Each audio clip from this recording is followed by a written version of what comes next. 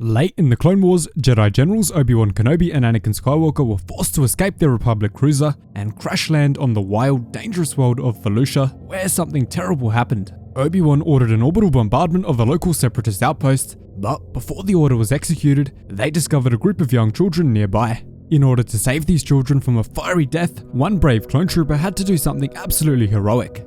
So, let's find out how this clone trooper sacrificed his life to save a group of younglings. The story begins high above the planet Felucia, where Obi-Wan and Anakin are stationed, monitoring any signals from the separatist base which is located on the planet. On the deck of the ship, Anakin and Obi-Wan are told by their clone sergeant that he's picking up a strong transmission from the surface of Felucia. The sergeant tells the two Jedi that the separatists have detected their presence above the atmosphere and are now locking their weapons. Surprisingly, Obi-Wan is very happy with this news and tells his sergeant that this situation is exactly what they wanted. As Anakin hears this, he is shocked, asking, "Wait, did I miss something here? We want them to target us?" Obi-Wan and Anakin then begin walking down the hall, and the wise master tells Anakin that's what he gets for missing briefings, before ordering the sergeant to put the ship on autopilot so that they can begin their mission. Following this, Obi-Wan rushes Anakin and the clone sergeant into the ship, telling Anakin, the more skilled pilot, to take the controls. At first, Anakin is very confused at why they were carrying this T6 shuttle on board their cruiser at all, but very quickly realizes that the main ship will serve as a decoy ship. Obi-Wan tells him, however, that it won't be a decoy ship if they don't hurry up and take off, before opening the cargo bay doors and allowing the shuttle to zoom out into space. Obi-Wan knows that the separatist weapons they detected earlier are only moments away from impacting. The shuttle just barely makes it out of the large cruiser before 3 separatist missiles impact the larger ship, completely obliterating it and sending pieces of the ship flying in every direction.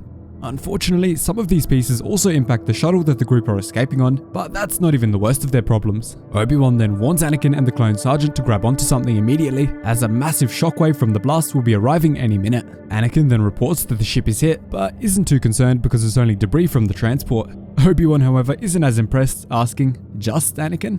As the ship continues falling through the atmosphere of Felucia, the clone sergeant, named Phil, reports even more bad news, telling the two Jedi that the gyro stabilization systems on the ship are badly damaged, meaning they're definitely not going to have a calm trip to the surface. Not to mention that one of the engines is down to only 1/4 power.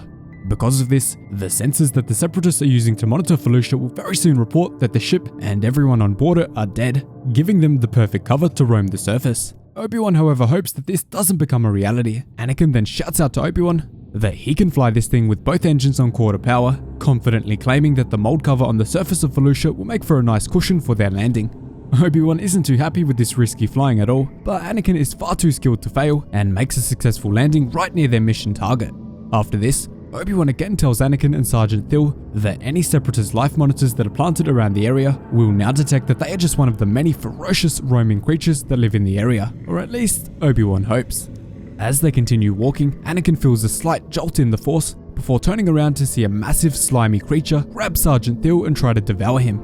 Obi-Wan very rapidly realizes that Thil's light is attracting the creature before ordering him to turn it off. The brave trooper is then willing to sacrifice himself and be eaten by the beast in order to let Anakin and Obi-Wan escape, but the two Jedi certainly won't be letting that happen. Obi-Wan immediately tells Thil that he's the one giving the orders here, and that if he and Anakin have to eat field rations, and so does Thil. Obi-Wan then slices through the slimy tentacles of the beast, freeing Sergeant Thil from the trap, before Anakin whisks the young trooper away and asks him if any of them got inside of his armor. The trooper, however, is unscathed and ready to continue trekking forward on the mission. Following this, Obi-Wan, Anakin, and Thil reach the separatist outpost that has been transmitting their details and begin placing homing transmitters all around the installation, which should hopefully allow the Republic fleet to triangulate the position of the base even through its cloaking shields. After placing the devices, Obi-Wan realizes that it will be only minutes before his friends in the Republic fleet vaporize the entire mountaintop and know that they should probably get back to the transport before, but something cuts off his sentence. Something that Anakin can even feel in the Force. In the distance, Anakin and Obi-Wan see a group of shadowy figures and sense a living hum through the Force. As they get closer, they come across Anakin's favorite lightsaber practice tools, a group of younglings. When the younglings emerge from the dense plant cover, they are startled by the two Jedi and wonder if they have come to hurt them. Obi-Wan calms the young children down and assures them that he won't hurt them, before one of the kids tells him that his name is Krulla, and that sadly the whole group now live out here in these dangerous conditions. Ever since their parents were killed by the soldiers, they have been forced to eat vegetables which they managed to grow in between the thick plants. After realizing that there are civilians in the area, Sergeant Thil warns Obi-Wan that they have to deactivate the transmitters immediately, but unfortunately it's far too late.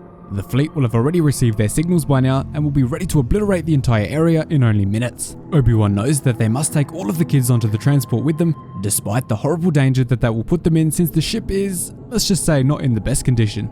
This also deeply worries Anakin, leading him to say, "You're kidding, Master. This bucket of bolts may get us off planet, barely, but not carrying them."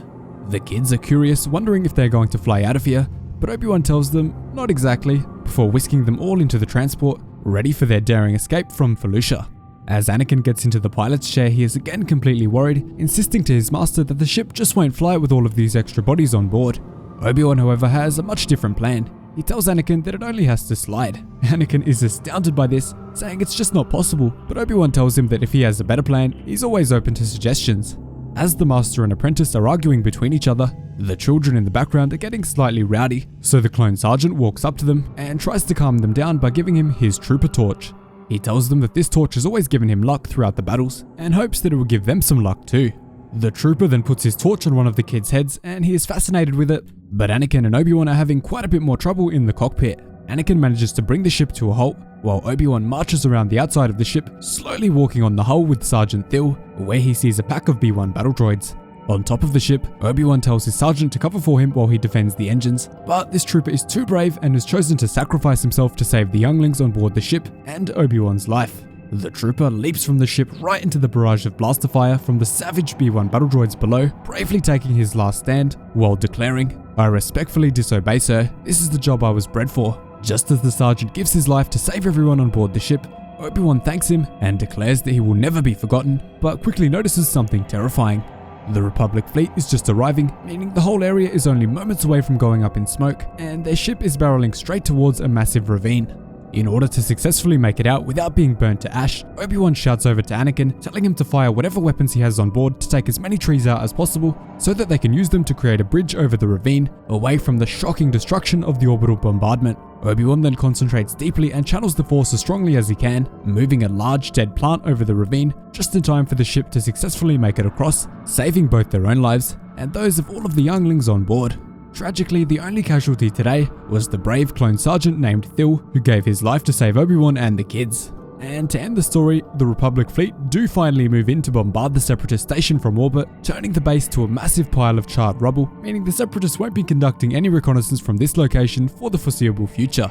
Anakin and Obi-Wan then leave their ship, and Anakin ensures that all of the younglings are accounted for, being thankful to the Force that they were all saved. Obi-Wan then tells Anakin that they can thank Sergeant Thill for that, disappointed that they have lost yet another good man in the face of the separatist threat. Heartbreakingly, the little kid who the trooper spoke to on board the ship says, "It's so sad about the sergeant, we'll always remember him." And he will always have the sergeant's trooper torch to remember him by for the rest of his life. Thanks so much for watching, really hope you enjoyed the video. Cheers guys, hope to see you in the next one.